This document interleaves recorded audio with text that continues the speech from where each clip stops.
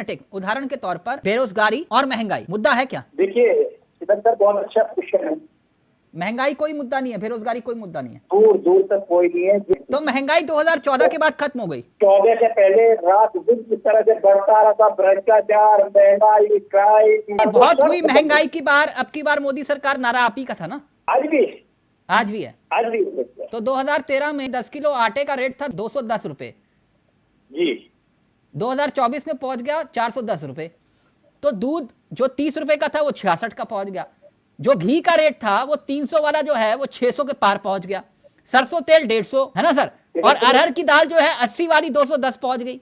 Cylinder का rate 410 वाला 1000 के पार पहुंच गया। पेट्रोल जो 2013 में था वो 66 वाला 97 पहुंच गया। डीजल पहुंच गया 52 से 92 तक। आप कह रहे हो महंगाई नहीं है?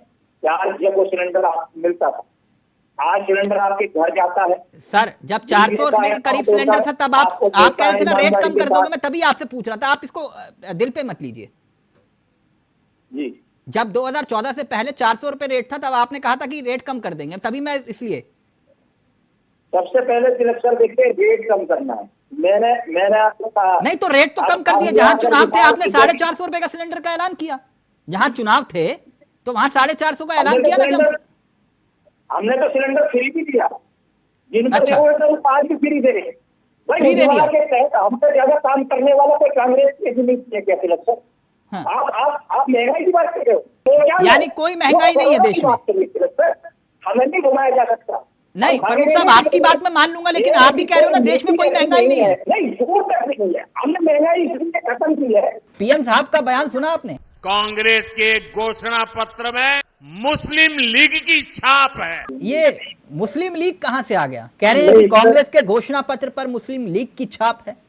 ये मुस्लिम लीग कहां से आ गया? घोषणा पत्र आपने सब देखा है, पूरा पढ़ा है, हमने भी देखा है घोषणा पत्र। हाँ, तो जरा अगर देश का मार्गदर्शन करिए। मुस्लिम लीग का जिक्र कैसे, मतलब बताइए जरा। घोषणा पत्र सारे देश में देखा है। हाँ। जिस तरह का घोषणा पत्र होना चाहिए था, जिस तरह की सुरक्षा से लेकर व्यवस्था तक, तो वो तथ्य के साथ जो है रखा जाए तो अच्छी बात है, जो समझ में नहीं आए। तो क्या वाकई में मतलब मुस्लिम लीग के नाम के बिना चुनाव नहीं हो सकता क्या? नहीं, मुसलमान नहीं कहा हमने। मुसलमानों के लिए हम तिलक सर कभी नहीं बोलते। देखिए मुसलमान, एक चीज और करता हूँ, आपने जिक्र कर दिया, मुसलमान तो हमको वोट करता है, वो अच्छे से करता है, और हमारी कोई ऐसी तो फिर मुस्लिम लीग का मतलब उद्देश्य क्या था? मुस्लिम, आप कह रहे हो मुसलमानों के लिए कोई मतलब नहीं है, तो मुस्लिम लीग कहने का उद्देश्य क्या था? मुस्लिम लीग का सिस्टम दूसरा था, मुसलमान का सिस्टम दूसरा है। अच्छा, मुस्लिम लीग का मतलब धर्म पर चुनाव केंद्रित ना होना है?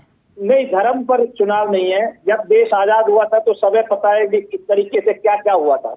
अब ये डिबेट पूरी घूम जाएगी, खत्म हो जाएगी। नहीं, मुस्लिम लीग तो ठीक है। कई लोग तो सर पाकिस्तान में मजार पर जाकर माथा भी टेक के आए थे।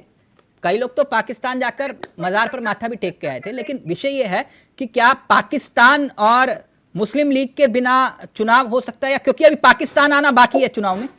अरे तिलक सर, मैं ये कह रहा हूँ, उस समय मुस्लिम लीग की आप बात कर रहे हो। मुस्लिम लीग कौन सा गलत कहा?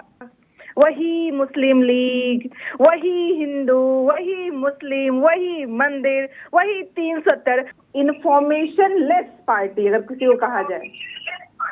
मुस्लिम लीग के साथ सरकार चलाने वाले लोग जब मुस्लिम लीग की बात करते हैं, इतिहास पढ़ के बैठते नहीं है लोग, तथ्यों के साथ कोई जानकारी नहीं है। ये मतलब कहते ना इन्फॉर्मेशन लेस लोग हैं। अब चूंकि प्रधानमंत्री जी ने कह दिया है, इन्होंने मैनिफेस्टो देखा ही नहीं है। न्याय पत्र अपना तो मैनिफेस्टो भी लाई नहीं। जिस 80 करोड़ को आप दे रहे हैं पैसे, अनाज दे रहे हैं फ्री में, उससे पूछिए भूख क्या होती है, महंगाई क्या होती है। आप लोगों ने गजनी मजाक बना रखा है। 80 करोड़ को 5 किलो अनाज के नाम पे रोज आप बात करते हो, और आप कह रहे हो महंगाई नहीं है। नहीं है महंगाई, तो क्यों दे रहे हो? अगर दे रहे हो तो महंगाई क्यों नहीं है? प्रश्न ही पूछेगा इस बात पे। अगर आप मनरेगा के व्यक्तियों को, आप जानते हैं तिलक जी, दुनिया जानती है कि अगर मनरेगा ना होता तो कोरोना के टाइम पे उन मजदूरों के साथ प्रमुख साहब का फोन डिस्कनेक्ट हो गया।